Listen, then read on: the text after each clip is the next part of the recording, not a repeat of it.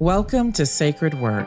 I'm Sharonda Robinson, an award-winning CEO, entrepreneur, and author, here to guide you in building joyous, profitable enterprises without sacrificing your well-being or authenticity. Sacred Work is more than a podcast. It's a movement to inspire authentic leadership and intentional living. Join me and other inspiring leaders as we explore stories, strategies, and insights that transform the way you live and lead. Together, let's step into the sacred. I'm Sharonda Robinson, your host and guide for Sacred Work. This is a transformative journey, and I'm so thrilled to have you here today. We're going to answer an audience question, a question from one of the members of our audience, and then we're going to have a special guest joining me here in our studio, Erin Defosse. So you want to stay tuned for that. All right. So this question comes from Isabel. She is a CEO of a tech company based in New Hampshire. She writes, I've had this nagging feeling. I'm happy with the business that I've built, but there are some days more than others that I'm beginning to feel like I'm not living my purpose. How do I find that connection and spark to my purpose and my community? Congratulations to you, Isabel, for building a successful and thriving business. And I really appreciate your question because it causes us all to dig a little deeper into what it means to live and work a life full of purpose. One of the things that I will share with you is that you are designed for growth. You are designed to change. You are designed to be different. And oftentimes when we are leading an organization and we set really clear, distinct goals for our life, like building a successful business, when we get to the point of maturation of that vision, that idea, we start to feel a little restless in our spirit. We start to feel a little restless in our life. We feel like maybe this isn't what I thought it would be, or maybe I'm not doing the kinds of things in my life that I should be doing. And I want to reframe this for you because this is an important step in recognizing that you're getting ready to go to the next level, Isabel. So when you start to feel this restlessness and you've been successful and you've had these wonderful experiences where you've built a team, you've built a firm, you've built a company, it's just a signal that it's time to go bigger. Right? It's just a signal that it's time to switch up the game. It's just a signal that there's something else waiting for you that you now have to dream and vision for your life. So don't take that feeling of uncertainty and restlessness as a feeling, as something that is going wrong in your life. Take it as a feeling that everything is going right. And now it's time for you to envision something new. See, what you've done along your journey, Isabel, is you've acquired all of these skills. You have acquired these perspectives. You have acquired these ideas for what life could look like differently for you while you've been focused on this singular goal of creating a successful business. So the restlessness that you're feeling is just a nudge from the universe, from your soul, from your purpose to say, hey, pay attention to me. There's something more here. And that more could look like many different things. It could look like a step back from what you're currently doing. It could look like a step forward into something new. But give yourself the space and be intentional. So give yourself the space and be intentional about asking yourself this question: what would I love? And then once you answer that question, ask yourself, who must I become to have it? This is a powerful and beautiful journey that you're on. And I can't wait to hear more about your next steps. That was a powerful question from one of our audience members. And this is one of the things we love to do on the Sacred Work podcast. So please submit your question to questions@sacredworkpodcast.com. And hopefully we'll be able to get to you to answer your question on our next episode. So now it's time to welcome our special guest for today. And he has a powerful bio that I'm going to read because I want to make sure that you really get the sense of who he is. Erin Defosse is an innovative leader and a visionary entrepreneur with a background in aerospace engineering. So it is rocket science, right? Technology and education. He is currently the founder and CEO of Stellaris Education, a public benefit company whose mission is lighting the path of dreams by creating exceptional PK through 12th grade educational environments that champion humanity and inspire students to become skilled, curious, and compassionate risk takers that act with purpose to create a better world.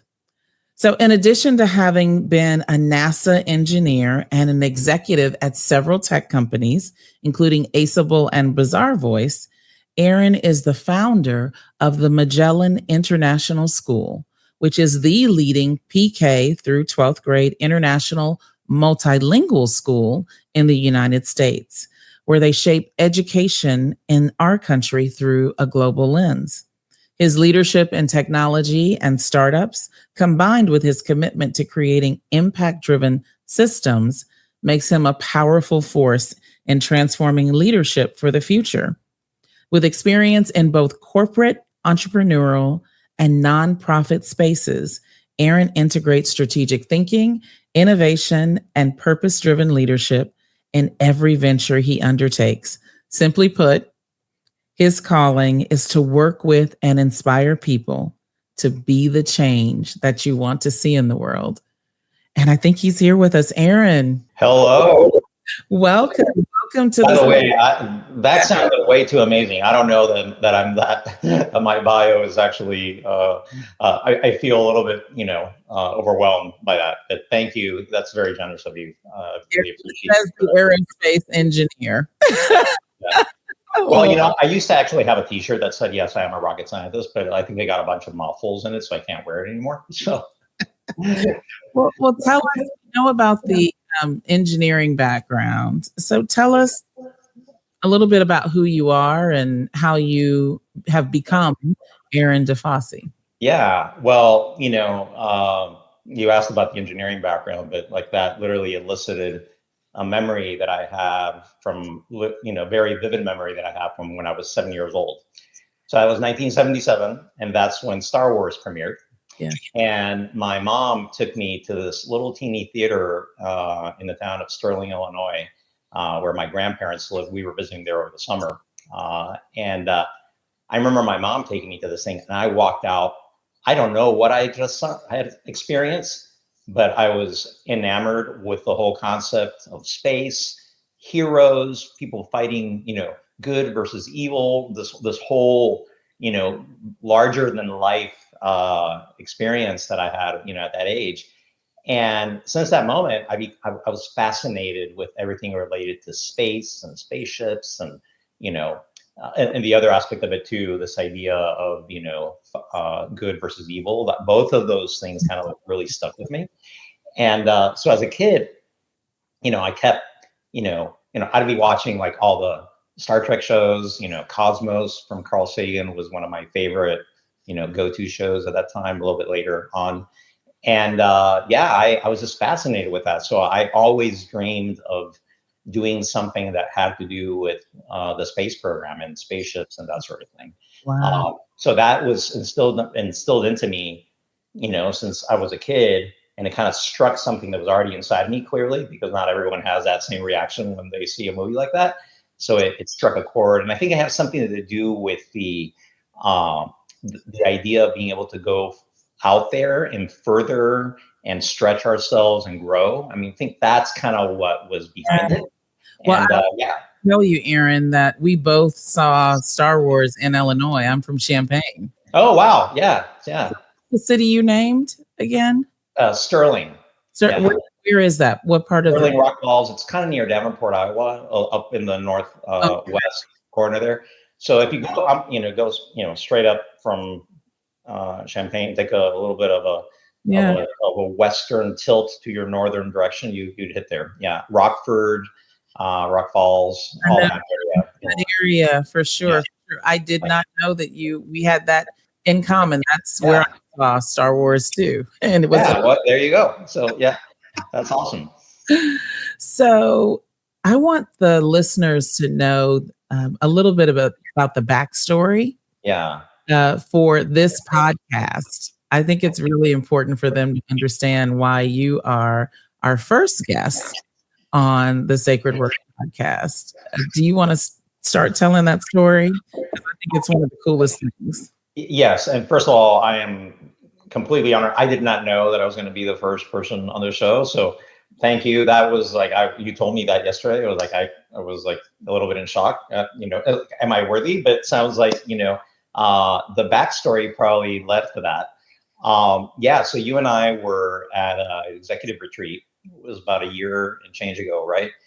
And I remember we were having a conversation with a group of executives, and one of the folks in the room started asking about, how, as an entrepreneur, an executive, someone that's really trying to push the limits, trying to grow their team and grow their company and do things in the world, how could they stay centered, not get frustrated at people, and not live kind of like in a life of anxiety.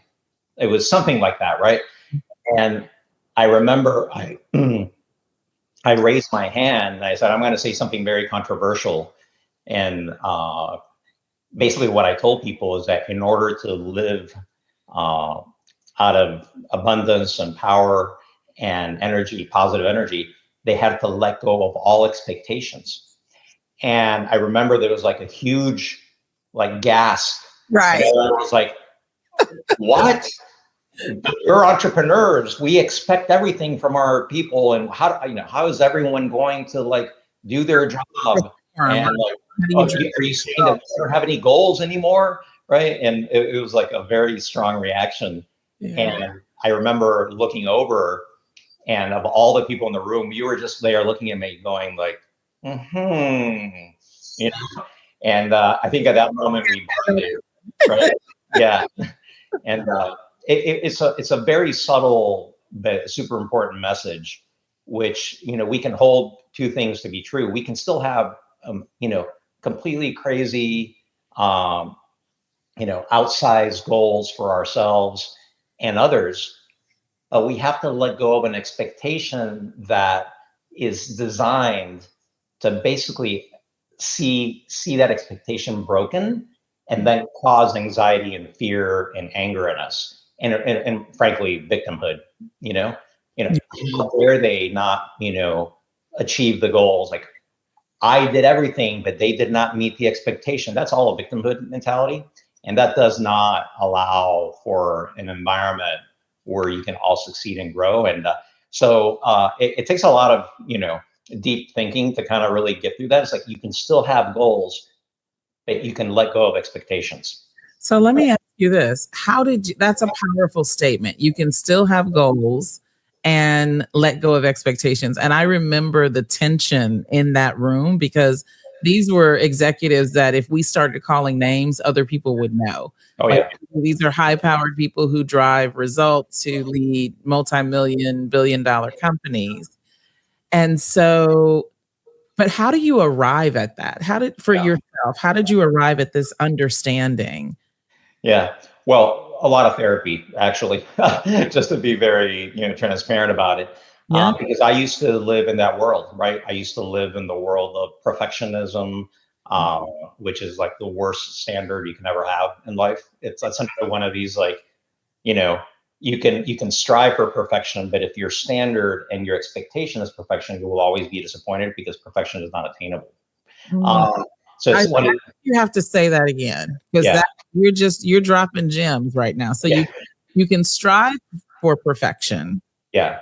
Or you can have a standard for perfection. Well, Okay. yeah, no, well, you can aim towards that. Okay.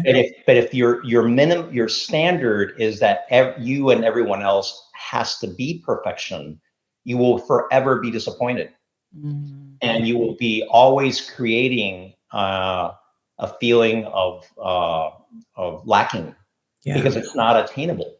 I mean, you're setting yourself up for like feeling that you missed, right? And Okay. it's this duality that's really hard to get to. Yeah, so all these kind of like hold two things simultaneously, right? Which is like a very popular thing to say these days. Mhm. Very true.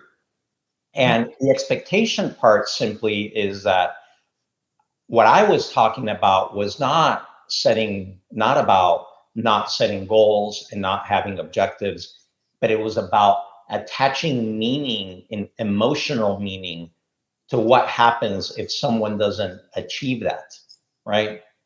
And I think that's the subtleness of it. And I know so many. I mean, by the way, myself included, right? But like so many of us walk around uh, setting, particularly if you're an entrepreneur, you're by definition creating goals that are out of reach in many cases. And but when you're interacting with people and you now walk in with a self-design, something that came out of you of what you expect from that person, and they cannot meet it. Well, you set yourself up for failure. Right. Right? Right. And So then, right, you also set them up for failure. when you set them up for failure, so now Yeah.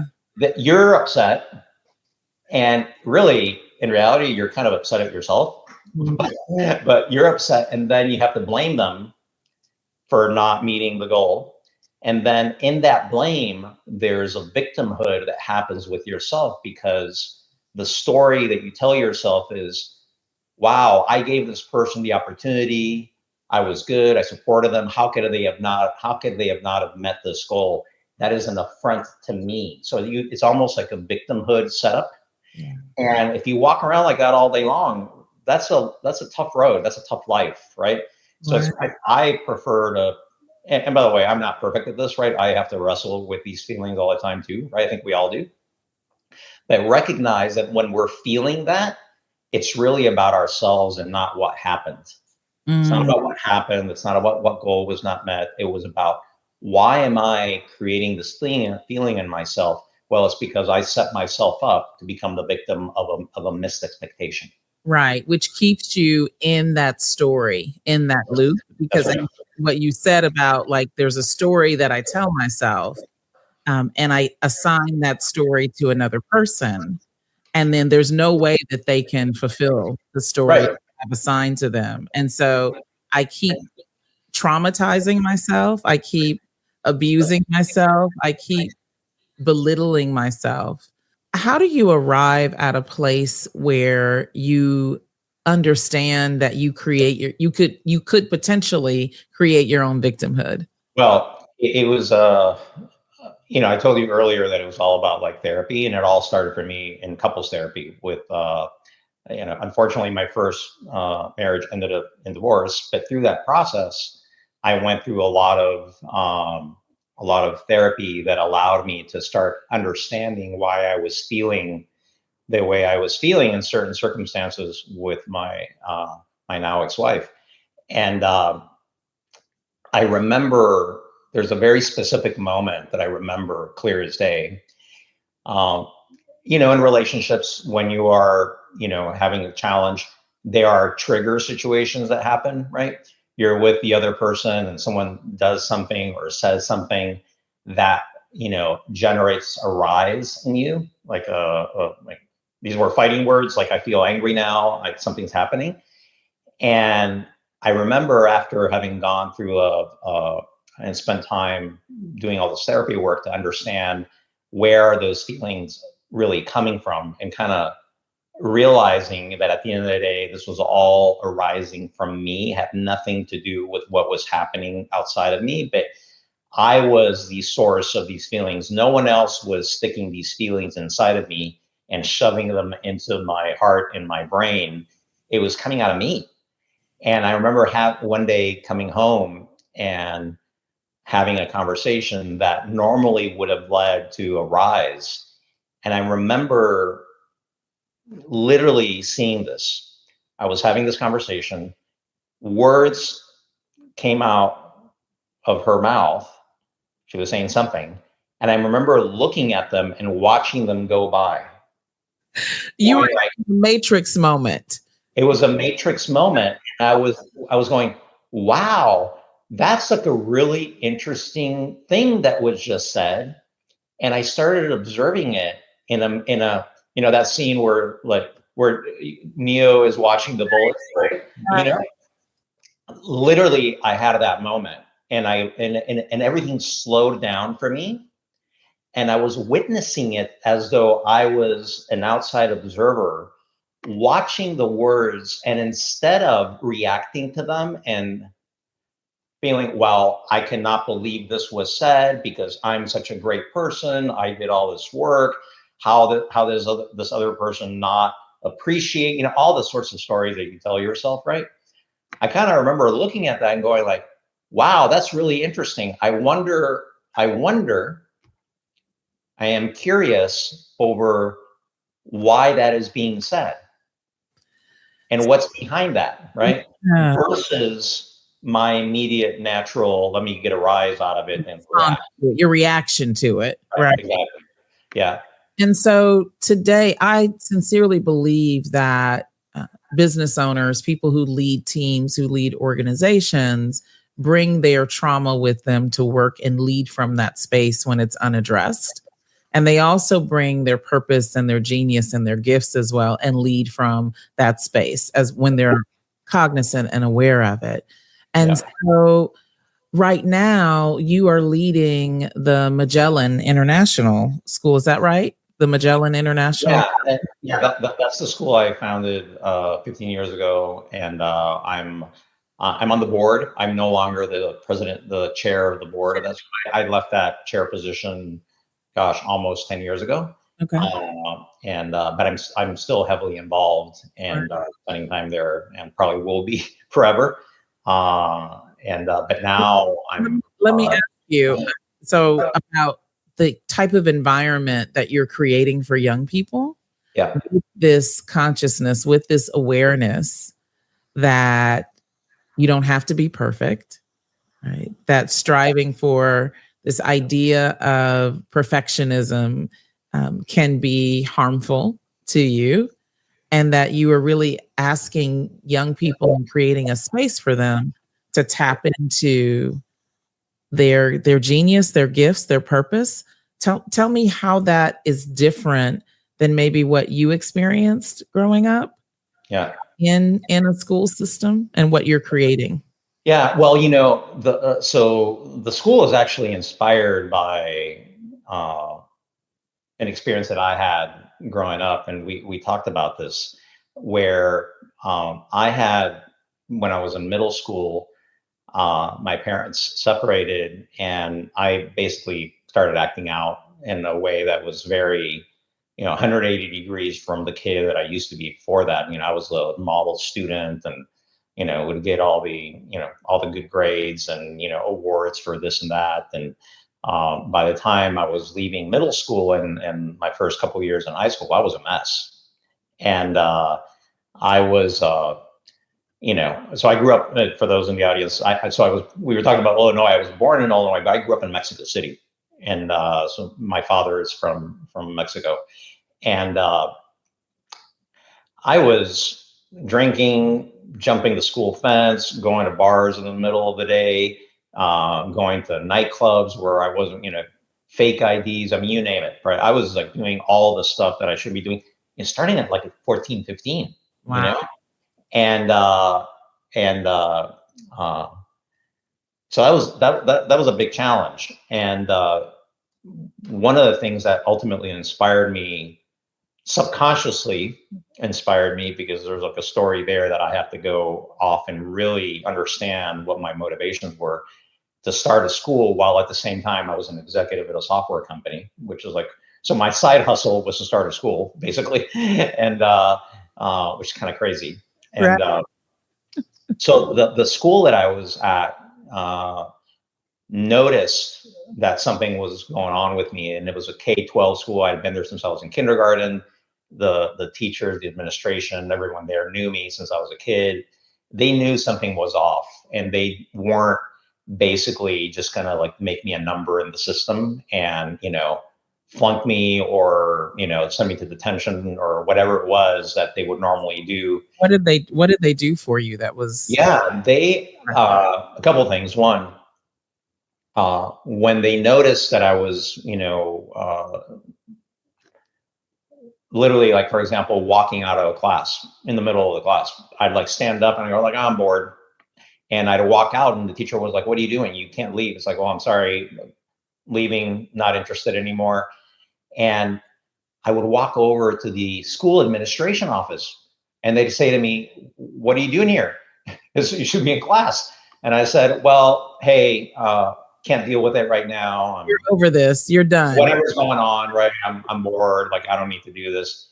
And normally what you would expect, they would be like, okay, well, we're calling your parents. We're sending you back to the class. We're going to write you up, whatever would have been the normal repercussion for that. They would grab me and say, all right, you're staying here. We got plenty of work in this office.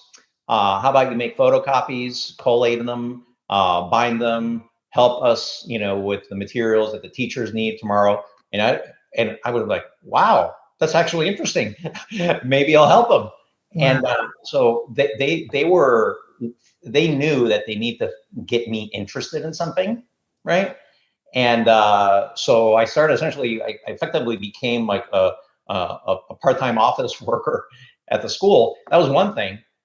When the teachers started realizing that I had this fascination with the space program that we talked about earlier, and I had come to this crazy idea, and I had started telling people that I wanted to ultimately join the space program, which, by the way, in Mexico, when I grew up, no one knew how to even react to that because it was not a thing. Right. To be in the space program, right? Like, no one had ever met anyone that had been in the space program. That was something out of the movies, right? It was sci-fi. It was like that. Like, how are you going to do that? That's crazy, right? The teacher started keeping me with them after school, my science teachers, giving me additional lessons, asking me about why I wanted to do this, like finding it, being curious and interested in what I was trying to do. And ultimately, after a few years, I was able to come out of this funk that I was in, started getting really good grades again, ended up my last year or so with like all straight A's and all that. But by the time that I applied to college, my GPA was a mess. My class, all the typical markers that colleges look at for admission were not that hot. And I wanted to study aerospace engineering, which is not exactly an easy major to get into, particularly if you're applying to a place like the University of Texas, which has like at the time, a top 5 aerospace engineering program in the world. Your folks, I remember you telling me that they also, not only did they take you in and really nurture you through this phase where you were experiencing big shifts in your life at home that you didn't control. Right. But they also did something very special for you to get you into college. Tell us about that. Yeah. So, so I applied to all these schools and I was getting rejections because, like I said, my grades weren't, at least in the first couple of years of high school, weren't that hot. Literally like barely passing, D- and things like this. Right. And, So I got my rejection from my top school that I wanted to get into was the University of Texas, and I got a rejection. And my high school principal found out about that, and she called me in and said, "Oh, we're going to go talk to the superintendent of the entire school." And we walked into his office, and he asked me about my aspirations, and clearly they had already had a conversation in advance of me showing up at that meeting. And he said, well, I'm going to go ahead and I'm going to write a letter to the university on your behalf. I was like, wow, that's amazing, right? Well, he wrote it. I was 17, 18, and didn't know what to expect. I mean, to me, that was like just like an interesting meeting I had. Like, I didn't really like understand that was like not necessarily normal for that to happen. And the superintendent wrote this letter. It turned out that he was a very well-known person in the Texas education circles because he'd been a former member of the Texas State Board of Education. And he was known, so his name, carried some weight. So he wrote a beautiful letter explaining to the admissions officers what had happened to me during my early, days in high school, how I had been a model student before that, how I came back from that, and said some very nice things. And essentially, and it must have worked. It absolutely did work. A couple months after I received my rejection letter, I received an admissions letter, and I ended up joining the Aerospace Engineering program at the University of Texas, graduated top of my class, ended up getting the dream job of working at a place called the Jet Propulsion Laboratory in California, part of NASA, building spaceships, literally designing, building spaceships and putting them around other planets. That was literally my childhood dream. Wow. So that experience is what ultimately motivated me to start a school, because I realized that my purpose was to enable other kids to achieve their own childhood dreams. That is such a beautiful story. Yeah. And to know that it comes from your own experience and it's so real and you lived it and you had these examples of people who didn't see the behavior but saw the human being, saw the humanity. So now I understand when I read your intro, when you talk about inspiring the humanity and purpose of young people, it is authentic for you. I have one more question before we wrap up. This has been such an incredible conversation that we're having. So as a leader in the workplace, how do you inspire people to identify, find, become their purpose? You're doing it with young folks at the Magellan International School. How do you do that in the workplace? Well, one of the things that I always do in the workplace is I try to actually know people, like know them. I mean, it sounds, you would think, pretty straightforward, but most of us, at least in my age bracket, we kind of grew up in like the top-down sort of leadership mentality model where you know everything and you, quote, command everyone else to do what they're supposed to do, right? In reality, I've come to believe that it's exactly backwards, right? We are here to find out who are these people, what motivates them, and then help them by putting them in positions where they can actually leverage their purpose. Yeah. And one of the things that I tell people that work for me, which is like, some people think this is super contrarian or unusual. I literally tell them that if we can't figure out how to match their purpose with what the organization needs, that I will work with them to get them a job somewhere else where they can't find that. Yeah. And at first people go like, whoa, what are you talking about? No, it's like, I truly mean it. If you are not going to be doing justice to yourself, to the world, and certainly not to this organization, if we can't get you aligned in a way that brings out the best of you at every moment. Because when you're living your purpose, you're living your best, you're living in flow, you have energy, you can contribute, you live out of generosity. If you can't live in that environment, that you're not maximizing your humanity.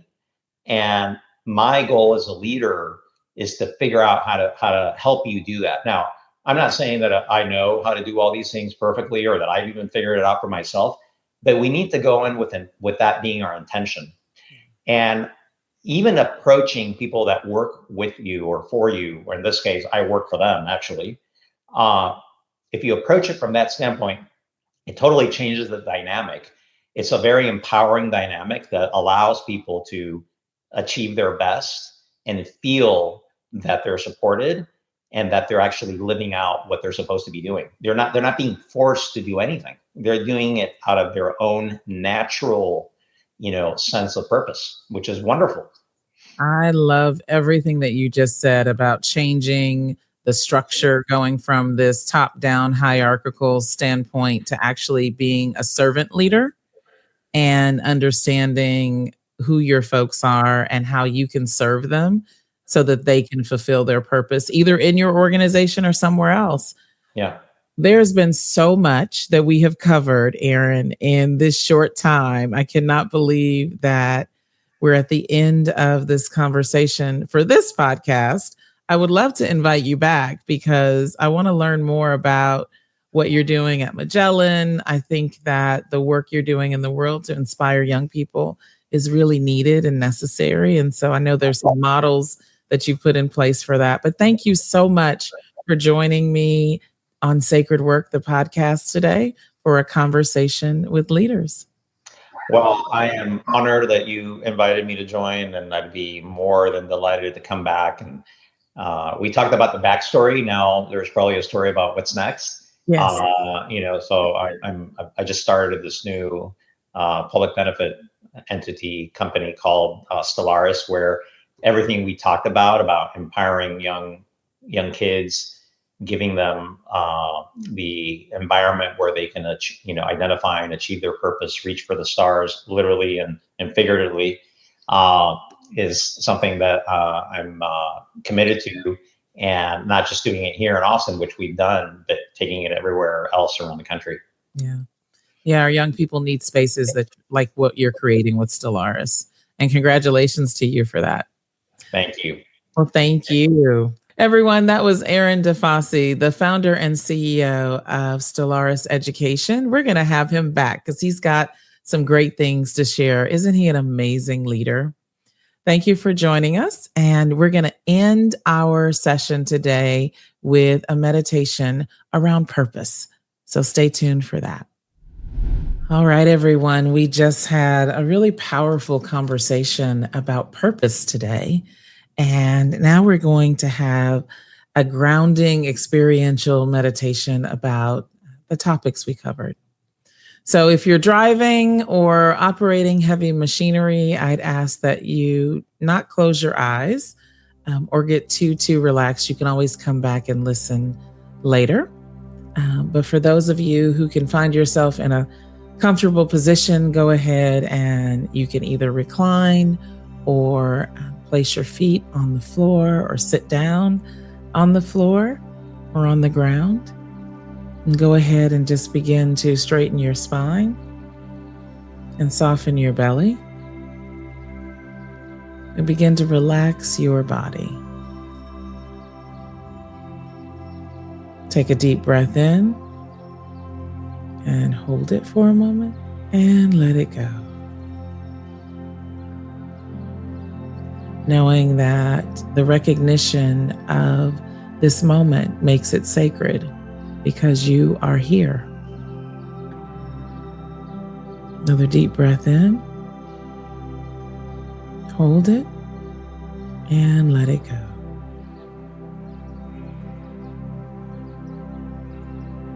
Beginning to feel the relaxation all through our system, from the bottom of our feet to the top of our heads. And in this place of relaxation, we begin to wonder, to be curious about who we are and who we came to be and what our purpose is. And we begin to open our hearts and our minds to a deeper understanding and unfolding of that purpose in every area of our life. See, we didn't come here to do things. We came here to become. We are human beings, not human doings.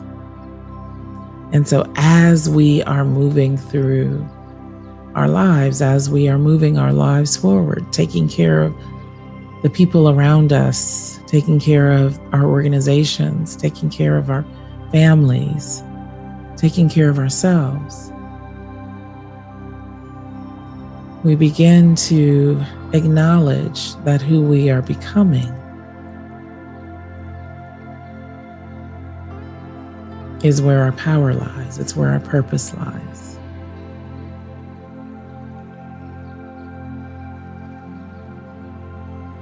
And so we ask ourselves, what is our purpose? What is my purpose? Why am I here? And we allow all of the universe to respond as a whisper, to respond as a dream, to respond as a song on the radio, as something that someone says, as an image, as a picture. Why am I here, and who am I to become? That these are sacred questions that guide our lives. And that just by asking the questions, we are on track. There is no striving, there is only allowing. There is no getting, there is only receiving. And from this relaxed space, we just take a moment to acknowledge and be in the moment with the very life that is breathing us right now.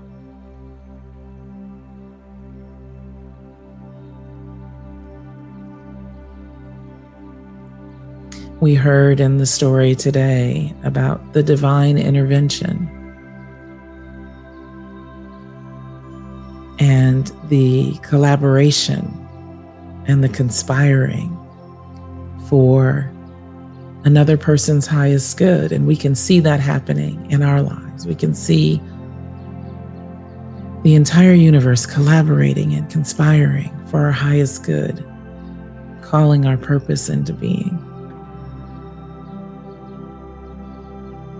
And so we relax into that knowing, that feeling tone, that vibrational presence. And we recognize it as love, as peace, as joy. Go ahead and breathe that in. Love and peace and joy.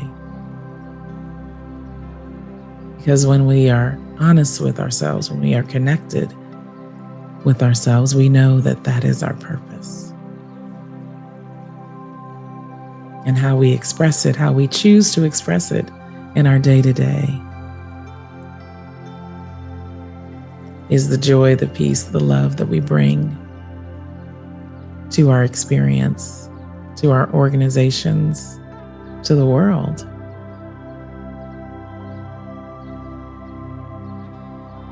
And so knowing this, there's a feeling of gratitude that erupts inside of us, that emerges, that seeks to be released. And so we just say quietly to ourselves, thank you.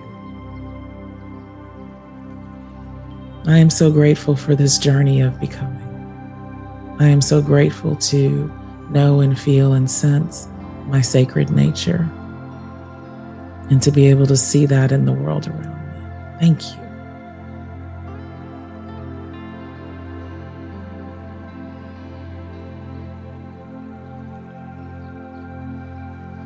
And we just breathe that in for a moment. That feeling of gratitude.